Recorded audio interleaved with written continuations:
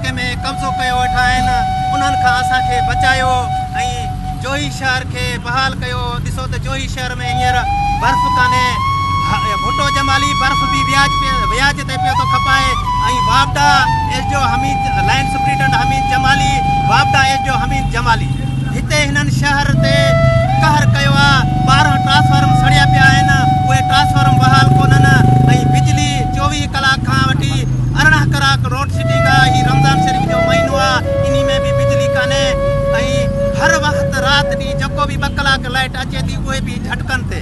ऐं असां हिननि खे ॿुधाइण था चाहियूं ऐं शहर वारनि खे वापारियुनि खे शहर जा जेके मौजूद माण्हू आहिनि ख़ुदारा तव्हां उथो असां सां गॾु थियो, इन जोही शहर जी ग़रीब आवाम खे बचायो, इन्हनि जमालियुनि ज़ालिमनि खां असांखे बचायो।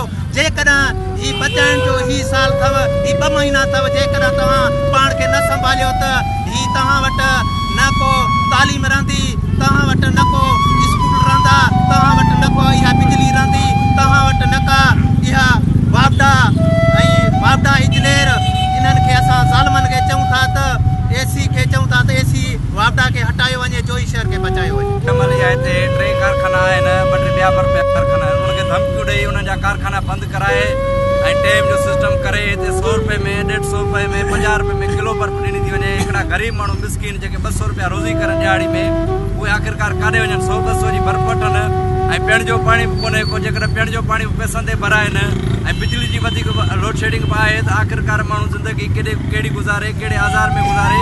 असां चऊं था त बिजली जो बुरान ख़तमु कयो वञे ऐं बर्फ़ जो कारखाना जेके आहिनि सुठे नमूने बर्फ़ हलाई वञे, जीअं ग़रीब माण्हू सहूलियतूं हर शइ हुनखे मिलनि, बर्फ़ सुठे नमूने मिले, बिजली लोड शेडिंग ख़तमु थिए।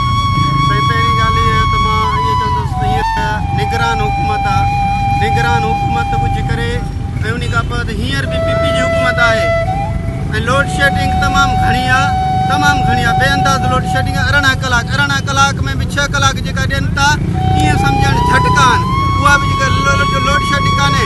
हिननि जे पासे में जेके कारखाननि जे पासनि में जेका बिजली आहे उहा तमामु फुल बिजली आहे। शहरी जेके आहिनि उहे परेशान आहिनि, उहा बिजली तमामु घटि आहे। हींअर बर्फ़ ऐं उन खां बाद में बर्फ़ जा कारखाना हिननि जा कारखाना आहिनि, उहे बि ब्लैकमेनी था कनि, उहे हिकिड़ा बंदि पिया आहिनि, ॿिया खुलनि था। पहिरीं सभु खुलियल आहे त बर्फ़ सस्ती, हींअर हिकिड़ो खुले थो त 5 बंदि आहिनि। हुनजो वारो आहे, सुभाणे हुनजो वारो आहे, माना पाण में हथ सां महांगी कई अथनि बर्फ़।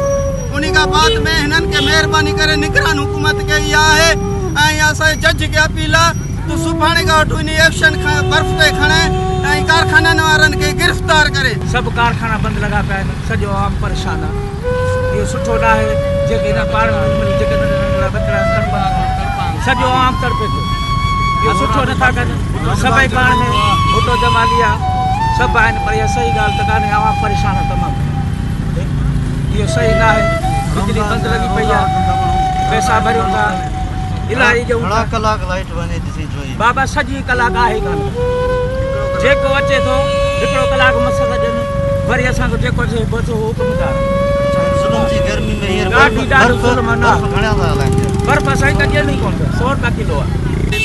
भुट्टो जमाली हिते कारखाना ॿिया 4-5 कारखाना आहिनि, उन्हनि खे धमकियूं ॾिनियूं अथसि, उन्हनि जा कारखाना बंदि कराया अथसि।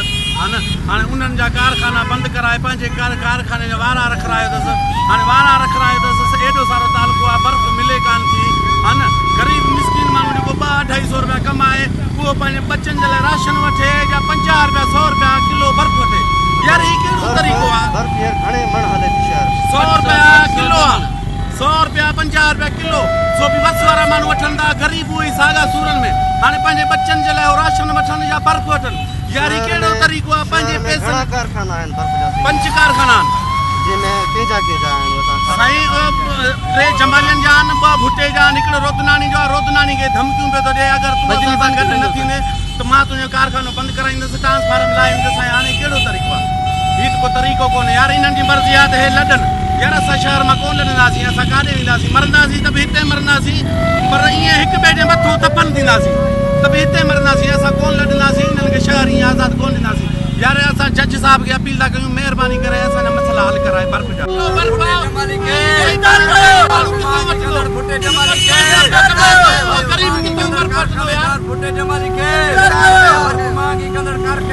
भुट्टे जमाली